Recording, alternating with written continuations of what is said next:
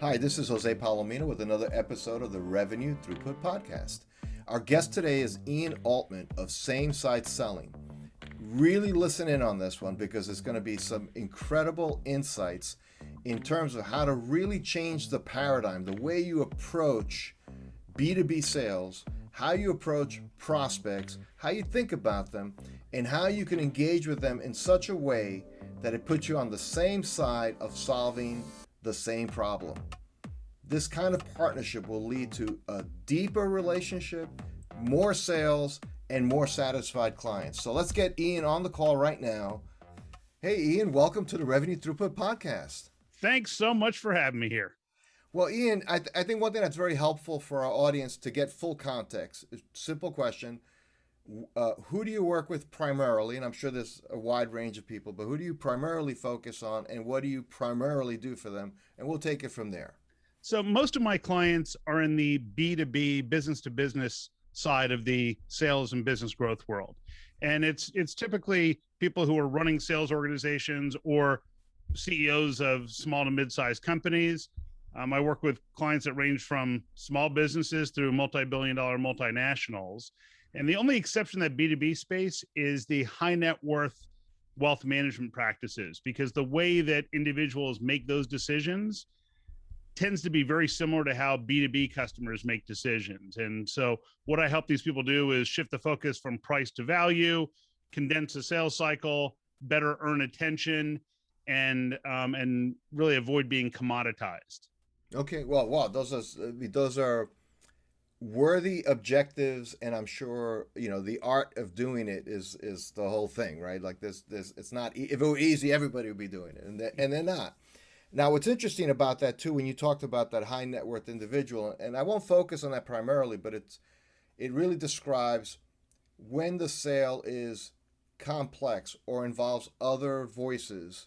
It's not transactional. It's not impulse, right? No one buys a cyclotron impulsively. It's Sure. it's a considered purchase, and those kind of financial, like wealth advisory services, a lot of people get involved in opining as to whether or not we should do, where should we put our portfolio and things like those are big questions that are complex. Sure. And you know what? I think that's a great point you make, Jose, because in the grand scheme of things, it's those more complex decisions. Most of my clients are selling into businesses or selling to individuals who already have an alternative. It's not like people are saying, well, I don't have a wealth management person. It's not like someone saying, well, I don't have an IT vendor who can support me. In most cases, we're trying to help people understand why they might be better off switching to your organization versus whoever they're working with today.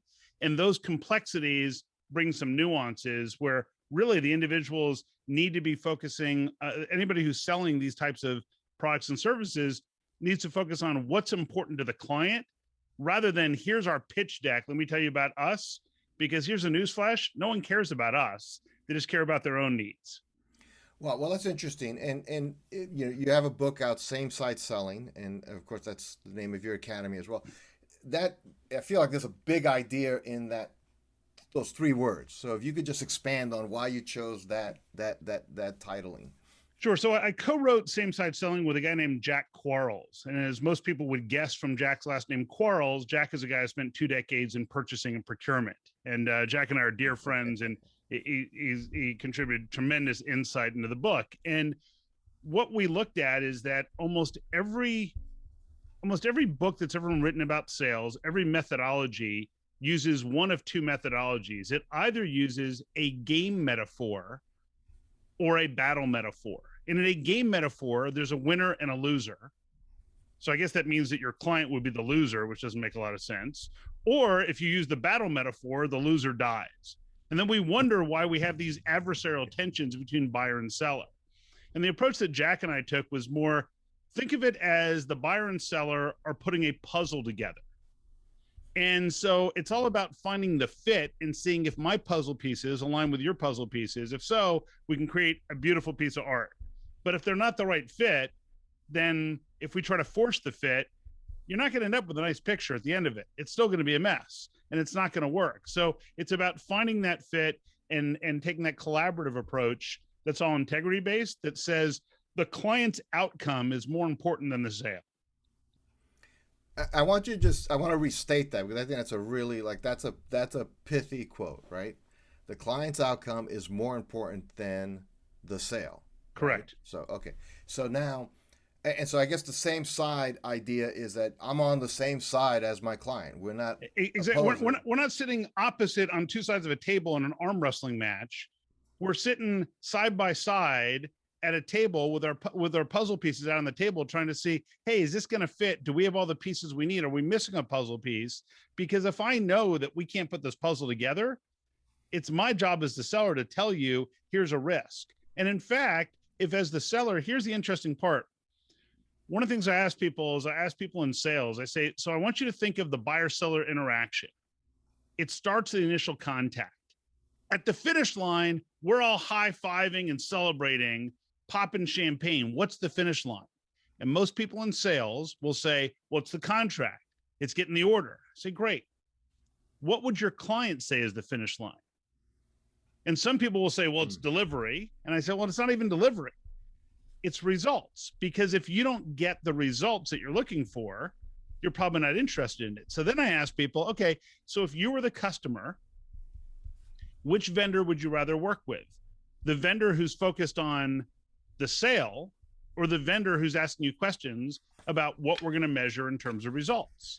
And people uniformly, when I do this kind of exercise with executives, they say, oh, well, I'd focus on the results. And then I'll say to them, so how many of you would be willing to pay more for the vendor who's focused on results versus the vendor who's focused on the sale? And universally, everyone will raise their hand and say, yeah, I'd pay more for that. How much more? The most common answer is between 10 and 20%. And I don't mean the most common answer is 16. I mean, the most common answer is, I don't know, somewhere between 10 and 20% is what they say. And then I ask the following question, which is, how much less would you have to pay for it to be a good deal, but you don't get the results that you need? And the answer is, doesn't matter what I pay. If I don't get the results I need, it's not a good deal. It's like if you were on a trip with your family, and let's say you got 5 people, and you show up at the car rental place and they say, I'm sorry, the minivan you reserved is not available. But you know what I do have for you is I have this 2-seater Corvette, and I'll give it to you for the same price. You're like, well, it doesn't matter what the price is. And for a split second, you're thinking, maybe I take the vet. Maybe I go cruising around and good things can happen. They can Uber, right? Exactly. It's a split second decision. You say, well, maybe it isn't going to pan out so well. But the idea is that if we focus on the results, it makes a big difference. So part of it is, how do we train our teams? How do we train our people to ask the right questions so the client sees us focusing on the results and outcomes, not just the sale? Well, but there's something interesting. 2 things that immediately come to mind, right? One is, it seems like for the seller to live inside that headspace, they have to really commit to that as a way of thinking about it.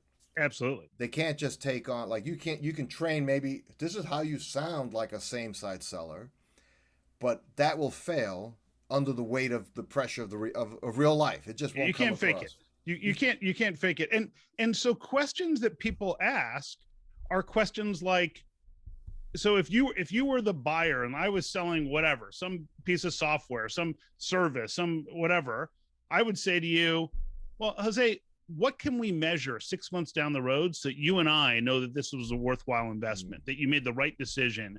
What are we going to measure together? And you might say, well, I'm going to measure speed to market. I'm going to measure quality. I'm going to measure these different things. Great. Even if we deliver everything we say we would deliver, what might prevent you from getting that? And you might say, well, if our people don't know how to use the system properly. Okay. How likely is that? Well, it's certainly possible. Okay, should we build in training into our proposal? Yeah, it's a great idea. Now, if you just came out of the chute and said, oh, and we want you to buy all this additional training, the client would say, oh, they're just trying to sell us other stuff. But now it's centered around the client achieving those results, and it's understanding how to ask the right questions in the right way that give the reps the ability to focus on those things. Now, the other thing is that for my top performing client organizations, they actually have incentives for the sales people based on the results that the client achieves. So once the sale is over, that's fine, but it's the rep's job to follow up and make sure the client's achieving the results. And once the client confirms an email that says, yep, we're achieving these results, it's great, then the rep gets the last portion of their incentive-based compensation. Now, some reps say, well, that's not fair. I'm not responsible for that. The smart reps say, wait a minute. If I follow up with them and confirm that they got the results they were hoping to get, I'm likely to get repeat and referral business. So the smart reps say, of course I want that deal, because now I get to follow up. In fact, it's my job to follow up and make sure they got the results. And then they say, oh yeah, I got great results. All right. Can you think of one or two other people you know who might be in the same predicament you were in 6 months ago and would like to get the same results that you've realized? And they say, yeah, so-and-so and so-and-so. Now you have those referrals inside or outside of their organization just because you delivered results. Well, I think that's brilliant because for a couple of reasons. One, you don't want to say that sales teams are necessarily completely coin operated, but there is an element of the mindset, especially veteran salespeople, that they need to know, okay, what management wants me to do, they're going to figure out a way to put it in my comp plan. And if it's not in my comp plan, it must not really be that important to management. Sure. So if you want salespeople who follow up, putting some part of their comp tied to that says, okay, that's important. It's a signal that that's really important. But the way you've described it, it says, yeah, and the real benefit is not that you do it, check, collect an extra 10% comp. It's by doing that, you've opened up a new view to what your customer really cares about, what they need. Well, for example, the customer said, well, we got a lot of what we wanted, but not everything. Yeah. I'd rather know that early before Exactly. they just drop me like a hot potato 6 months from now when some other person says they can do what I had promised to do or what I had promised for my firm. Exactly. Yeah. And that's an element that in whatever you're delivering, I mean, you know, we've got this digital platform, the Same Side Selling Academy. There are things that when we had originally launched it, that we would proactively follow up with people and say, how's this meeting this need, and that need that you said were important to you? And people would say, well, it's doing really well in A and B, but C, we're not quite getting. And then we realized, okay, we need to add some additional resources that round that out for them. Because even though it seemed to us like it should be doing it on its own, it wasn't. And so it's having that level of objectivity where you're truly saying, what is preventing the client from achieving this? The easiest thing to do is say, oh, my client just doesn't get it. It's their problem. You know, unfortunately, it's never their problem. It's always our problem. And if we can get there ahead of them, then they're going to be thrilled. Well, even the thought, let's say it is, I mean, obviously all clients are going to fall somewhere in the bell curve. Some are going to be amazingly cooperative and do everything you ask them to do, and they're going to get great results. A lot are going to be somewhat in the middle, do not quite as much as you'd like them to do, but they'll do. And some are just going to be like, hey, they're just don't get it. It still becomes my problem as the seller eventually, right? Exactly. Well, I don't avoid that. Yeah, 20 years ago, if they weren't happy with what you did, they might tell 2 or 3 people they know. Now they'll tell 2 or 3 million people they've never met. So it's critical that we deliver results that people can say, wow, Jose really delivered on this. He achieved this result or that result. I mean, it's, you know, I'm fortunate in that having grown businesses from 0 to a couple $1 billion in value, when I'm working with client organizations and people say, well, you know, how confident you can deliver this? I can point to, here are 8 people you can talk to. Here are testimonials, and, you know, not from something generic, but here's the person's name, title, and company that went from 17 million to 109 million in 3 years. Well, what did they do the prior 3 years? They went from 11 million to 14 million the prior 3 years. And then we took them from 14 to 109. Oh, right. Can I talk? Well, you can talk to him, but you can read his story or watch his video of him saying it. And so once you deliver results, you're never really selling again. It's just a matter of, do you want these results? Yeah, but most of my time is spent just making sure that I feel that the other person, that in essence, the buyer, is willing to take the journey, because none of this stuff is effortless. Everything requires a certain level of work that we have to do to get it done. So I tend to look at clients and say, who's going to be a good case study 18 months from now? And if I don't think you're going to be a good case study, I'm just not that interested. Now, I'm fortunate in that I come to this from a place of abundance where I'm not necessarily looking for new business. I just look for opportunities where someone's going to be a great case study. So it's easier for me to say that than for other people. But what I will tell you is that for organizations that are intently focused on the results for their clients, they end up in the same place in pretty short order, where people say, these people always deliver. Everyone you talk to says these people deliver. And 90% of it is asking the client what you're going to measure and then confirming that they get it. Because for many of the organizations I work with, they were already pretty good at delivering results, just they never talked about it. So their clients didn't even know that they had delivered results for them. They knew that they had spent money, but they weren't necessarily monitoring the results themselves. And that's often the case where you have, let's say, a service provider that's been loyally providing a good service for a period of time and then gets cut off for some reason. And say, Yeah. what happened? And because that connection was never made explicit, they never had that conversation. Had they had that conversation, the CFO, maybe it's the new CFO saying, we got to cut this cost. And not realizing, well, if you do that, you're actually like pulling the plug on the machine. It's actually important. But so one thing that I want to get into just a little bit, Ian, because I think it's important to our listeners who, a lot of folks who listen to the Revenue Throughput podcast are going to be business owners, running industrial type businesses, distribution, manufacturing, and so on. They may have small sales teams, or they grew up in a sales culture that was, like you said, game theory based. Yeah. Or war, metaphors. It's a football game. We got to score touchdowns, all of that. How do you talk to somebody like that who's so, that's 20 years of their career. That's how you do it. You have to have a certain amount of aggression. You go for it. And they hire people who have that. And what you're describing, I think in practice still rewards somebody who has intensity. All right, like intense work is always, it's a good attribute to be successful. But it does require a real shift in languaging and how they talk about it. So how do you tell that person that it's going to be worth that shift and that they'll be able to make it? Because they may feel that what you're describing is a little bit of an out-of-body experience. Yeah, absolutely. And like any other type of organizational change or organizational learning, there's a process. And the reality is this, is that they're not going to believe anything that I tell them or you tell them per se. But what they will believe is if I ask them questions, if we engage them in a process so they can see how this is working for other people, if they put themselves in the client's shoes and you say, so if you're the client, which way are you going to respond better? This way or that way? Forget about what you do today. Which way do you think you're going to get better results? Let's test this in this environment. You can do it four times your way, 4 times this other way. Let's see what kind of results you get. And so I've had the great pleasure of working with some teams that are just like you described. They've been in the industry 20 years. They come into, let's say, a live training session with their arms crossed and, they don't want to hear anything. I've been in that room. Yeah. And then 10 minutes later, the arms come uncrossed. 5 minutes later, they're leaning in. 10 minutes later, they're actively engaged, because much of my approach is helping people see everything through the lens of their client.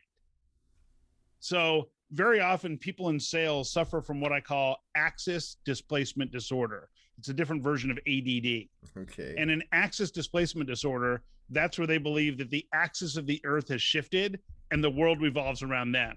So they walk into a meeting and they talk about, here's what we do and what I do and what my background is, what our organization does, and people don't care. So instead, what we have to do is say, here's my understanding of what you're trying to achieve and the challenges you're facing in your business. And we've helped these 2 other organizations just like yours, but I know that your needs are different from theirs. So help me understand, because just because we solved it for them doesn't mean we can solve it for you. And what the client says at that point is, well, if you solved it for them, why wouldn't it work for us? Well, everyone has unique needs. I just want to make sure. And now who's doing the convincing? The client's convincing you why your stuff should work for them. As opposed to if you come in and say, our stuff's the greatest ever, you just don't know it yet. The client says, well, we'll see about that. And it just changes that dynamic. And that's what we're trying to get to, because once they're trying to convince you, it's easier for us to end up on the same side, where, like, if I'm saying I've delivered great results for someone else, but I don't know if it'll work for you, and I truly believe that, then I start asking questions about, well, for people who are successful, they also did A, B, and C. Is that something your team is comfortable doing? Because if not, it may not work. No, we could do that. Okay. And now we're just trying to figure out what's going to work.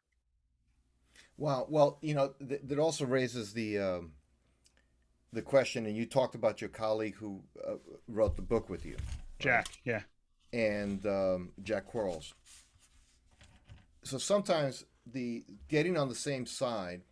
So I'm visualizing a metaphor. You walk over to that side of the table, so to speak, Yep. and say, "Let's look at the puzzle together." But sometimes the other side will walk back around, and they want to be on the other side as well. So it's not just what the seller wants. Sometimes the buyer, especially larger company professional procurement, often have a very adversarial. They've gone to, like we've gone to sales training for the last 20 years. They've gone to buyer training. They, they And have. so So, how do you break that down? so the interesting thing is this. So Jack, in spending 2 decades in purchasing and procurement, I asked him, I said, well, Jack, so the biggest fear that the procurement person has is what? And he said, well, what do you think it is? I said, well, they don't want to overpay for stuff. He said, it's not the procurement guy's biggest fear. He said, rarely does a procurement person get fired because they paid a little bit too much for something. They get fired when they bought the wrong thing. They get fired when something down the process doesn't work anymore because they thought they were saving a buck, and now it's cost the company market share. It's cost them perception in the marketplace. Their reputation gets tarnished. Everything downstream gets affected. So the buyer's job in many cases is to convince you that all they care about is the price. But if you said to the buyer, if the buyer says, gets back to their side of the table and says, well, the bottom line is I have to know what this is going to cost because I think you guys are too expensive. And if as the seller, if you said, my sense is that from what we discussed, these are the three most important things in terms of results for you. And though there are areas that we or another vendor could cut corners, my concern is that if we cut one of those corners, it would jeopardize those results. And so for our clients, we're not willing to take that risk on their behalf. Do you think we're making a mistake? And that's when the procurement people come back to your side and say, no, well, that's important, but we also want to pay less. Look, if there was a way that we could deliver those results for less, I would have told you that. And I know that other vendors might be comfortable doing it at a lower price and assuming some of that risk. Our clients rely on us to deliver these types of results, and introducing additional risk isn't an option. So if you're comfortable with additional risk, we may not be the right people because we're never going to be the cheapest. What do you think we should do? And now it's when the procurement person has to do some real soul searching. Because because anytime the client is focused on price, if you shift the focus to results, that's the scale. That's the balance. And usually what happens is the client says, I don't know, your price is too high. And the rep says, well, let me see what I can do, which is an indication to the client that you have room, that you can now give what's called a unilateral concession. So you're willing to give up something without getting anything in return. It's a slippery slope, and it's just a dangerous path. Well, and it actually endangers the confidence on the buyer that anything you said was actually what you meant. Exactly. Because everything shifts. But on that note, Ian, we are out of time. This has been a great conversation. I've really so enjoyed having you on the Revenue Throughput podcast. Quick question, because somebody listening, I'm sure they would geek out like I did on this conversation, and they want to know more about you and what you do. What's the best way to get in contact with you, learn about you, find out what you do more deeply? Two best. I mean, obviously, people can connect to me on LinkedIn. There aren't that many Ian Altmans out there, and there certainly aren't any others that have same-side selling as part of their profile. It's samesideselling.com or ianaltman.com. You get all the information. And if you reach out on LinkedIn, just mention Jose here, and that'll make life a whole lot easier. So I know where you found me. And any questions that people have or follow up, feel free to reach out. Fantastic. Ian, thank you so much. You've been a wonderful guest. Really appreciate it. Thanks. A lot of fun.